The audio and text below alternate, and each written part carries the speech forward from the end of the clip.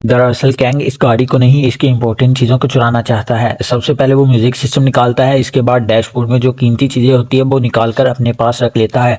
इसके बाद वो गाड़ी की पिछली सीट पर पीक करता है। ऐसा वो क्यों करता है इसका कोई वजह नहीं होती। और अब जब उसने अपना काम पूरा कर लिया होता है, वो गाड़ी का दरवाज़ा खोलने की कोशिश करता है, लेकिन दरवाज़ा नहीं खुलता है। इसे लगता है कि वो आसानी से दरवाज़ा खोले लेगा। बहुत कोशिश करने के बाद भी दरवाज़ा नहीं खुलता, लेकिन वो अब भी ज़्यादा परेशान नहीं होता। इसे लगता है कि वो दरवाज़ा खोल लेगा। वो दूसरा दरवाज़ा खोलने की कोशिश करता है, लेकिन वो भी लॉक होता है। अब वो थोड़ा सा परेशान होना शुरू हो जाता है, लेकिन वो सोचता है मैं गाड़ी से फिर भी निकल जाऊंगा। वो गाड़ी के सामने का शीशा तोड़ने की कोशिश करता है। वो कई बार इस शीशे पर पैरों से भी जोर आजमाई करता है, लेकिन सारी ताकत लगाने के बाद भी शीशा नहीं टूटता। अब इसकी परेशानी थोड़ी सी बढ़ना शुरू हो जाती है। वो गाड़ी के टायर खोलने वाले औजारों को निकाल कर कई बार शीशे पर मारता है। इससे भी शीशे को कुछ नहीं होता।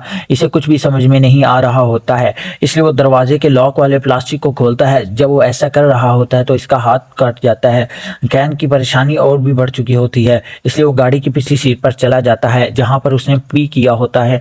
अपने बैग से गन निकालता है। इस गन से गाड़ी के सामने वाले शीशे पर फायर करता है, लेकिन गोली शीशे टकराकर इसके पाँव में लग जाती है। और यहाँ पर हमें पता चलता है कि गाड़ी के जितने भी शीशे हैं सबके सब बुलेट प्रूफ हैं। कैन के हाथ के साथ साथ इसका पैर भी जख्मी हो चुका है। वो अपनी टी शर्ट उतारकर अपने पाँव के जख्म पर बांध लेता है। तभी एक लड़की को देखता है, वो इसे आवाज़ें देता है और लड़की गाड़ी के पास आ जाती है। वो अपने बैग से लिपस्टिक निकालती है और गाड़ी की साइड विंडो पर अपना चेहरा देखकर लिपस्टिक लगाती है। इसके बाद वो जाने लगती है। कैन जोर जोर से चिल्लाने लगता है, लेकिन वो इसकी आवाज़ नहीं सुनती। दरअसल ये पूरी की पूरी गाड़ी साउंड प्रूफ है। साथ ही इस गाड़ी के शीशे से अंदर से बाहर तो देखा जा सकता है, लेकिन बाहर से कोई अंदर नहीं देख सकता। यानी कि कैंग इस गाड़ी में पूरी तरह फंस चुका है। अब वो अपने फ़ोन से अपनी बीवी को कॉल करने की कोशिश करता है, लेकिन तभी इसका फ़ोन और बंद हो जाता है, क्योंकि बड़ी बैटरी बहुत ज़्यादा लो होती। यहाँ पर कैंग को बहुत ज़्यादा प्यास लगी होती, इसलिए इसके पास जो पेप्सी की जो बोतल होती है वो पूरी की पूरी पेप्सी की बोतल को पी जाता है। इसको बहुत ज़्यादा प्यास लगी होती है, इससे वो पानी को चाटने की कोशिश करता है।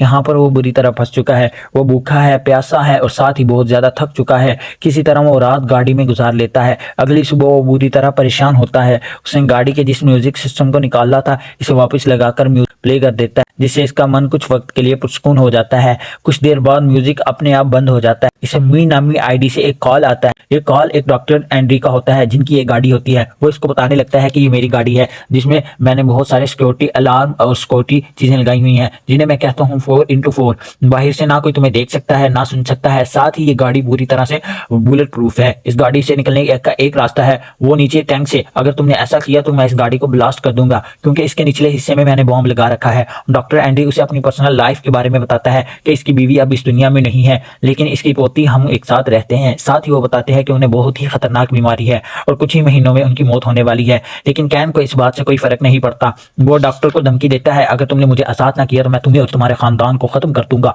डॉक्टर को इस धमकी से कोई फर्क नहीं पड़ता, क्योंकि वो साइको हो चुका होता है। कैन अब कहता है कि मैं यहाँ बहुत गर्मी है, मुझे बाहर निकालो, लेकिन साथ ही फोन बंद हो जाता है और गाड़ी का एसी अपने आप ऑन हो जाता है। गाड़ी का एसी ऑन होने से गाड़ी में ठंड बढ़ना शुरू हो जाती है। गाड़ी का टेम्परेचर बहुत ज्यादा ठंडा हो जाता है। यहाँ पर कैन कांपना शुरू हो जाता है और अपनी टी शर्ट को एक बार फिर से पहन लेता है, लेकिन इसका कोई फायदा नहीं होता, क्योंकि ठंड बहुत ज्यादा हो गई है। इसके होंठ नीले होना शुरू हो जाते हैं। साथ ही इसके पैर पर जो जख्म होता है वो भी इन्फेक्टेड हो चुका है। इससे पहले इसकी जान जाती डॉक्टर ने एसी को बंद कर दिया और यहाँ पर इसे कुछ भी समझ नहीं आ रहा होता कि वो क्या करे। वो देखता है कि एक पुलिस वाला इस गाड़ी के पास आ रहा है। इसके अंदर एक उम्मीद जाग उठती है। वो चिल्लाकर इसे आवाजें लगाता है, लेकिन पुलिस वाला ना इसकी आवाज सुन सकता है ना देख सकता है। दरअसल वो इस गाड़ी का चालान काटने आया होता है, क्योंकि गाड़ी नो पार्किंग में खड़ी होती है। पुलिस वाला गाड़ी के चालान को सामने वाले शीशे पर रखकर चला जाता है। कैंग अब हर एक उम्मीद को खो चुका है, लेकिन तभी इसकी उम्मीद जाग उठती है। एक चोर आता है, वो इस गाड़ी को दरवाजा खोलने की कोशिश करता है, लेकिन कैन की किस्मत बिल्कुल अच्छी नहीं होती। पड़ोस के लोग इस चोर को देख लेते हैं और इसका पीछा करते हैं, लेकिन अब पुलिस यहाँ आ चुकी है। गाड़ी के आसपास कई लोग होते हैं,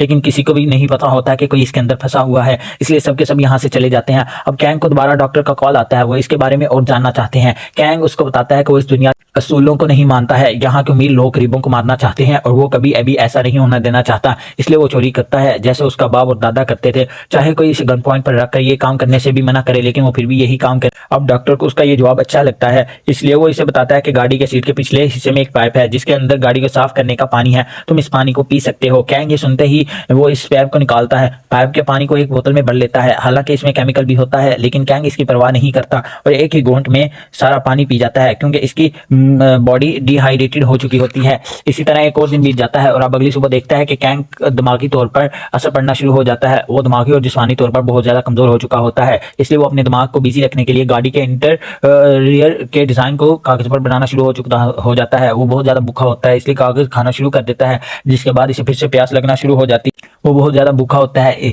इसलिए कागज़ खाना शुरू कर देता है, जिसके बाद इसे फिर से प्यास लगना शुरू हो जाती है और इसके पास अब अपना पीने के अलावा और कोई भी रास्ता नहीं होता और मजबूरी में इसे ऐसा करना पड़ता है। और तभी इसे डॉक्टर का कॉल आता है। डॉक्टर की बात उसे माननी होती है। डॉक्टर इसे बताता है गाड़ी के डैशबोर्ड के नीचे एक चॉकलेट है, तुम इसे खा सकते हो। कैंग जल्दी से इसको निकालता है और खा लेता है, जिससे इसके जिस्म में थोड़ी सी एनर्जी आ जाती है। कैंग अपने फ़ोन की जो बैटरी होती है वो निकाल कर डैशबोर्ड पर रख देता है ताकि वो सोलर एनर्जी से कुछ चार्ज हो जाए। तभी इसे एक बार फिर डॉक्टर का कॉल आता है। वो कैंग को बताता है मैं तुम्हारे घर गया था जहाँ मैंने तुम्हारी बीवी और बच्चे से मिला। मैंने उन्हें बताया तुम्हारी एक लॉटरी निकली है, वो भी $1 लाख की, और तुम्हारे काम के बारे में मैंने झूठ बताया और उन्हें $1 लाख दिए और कहा कि अब तुम अपने लिए एक नया घर खरीद सकते हो। इसलिए वो इस घर को छोड़कर नए घर में शिफ्ट हो गए हैं। इसके बाद वो फोन को काट देता है। ये सब बातें सुनकर कैंग को बहुत ज्यादा दुख होता है कि डॉक्टर इसके घर फैमिली तक पहुंच गया है और अब उसने जो बैटरी डैशबोर्ड पर रखी होती है इसे उठाकर वो फोन के अंदर डालता है। इससे वो ऑन हो जाता है। वो अपनी बीवी को कॉल करता है लेकिन वो इसकी कॉल रिसीव नहीं करती, इसलिए वो अपनी बीवी के लिए एक वॉइस मैसेज छोड़ देता है।